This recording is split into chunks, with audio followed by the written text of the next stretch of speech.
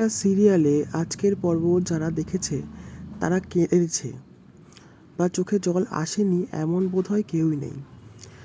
আমি আজ কয়েকবার দেখলাম, তারপরেও বারবার চোখে জল এসে যাচ্ছে।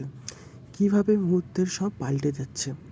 সবাই হাসতে হাসতে মেতেছিল, আর সেই ঠিক তারপর মুহূর্তেই সবার মুখের হাসি উড়ে গেল।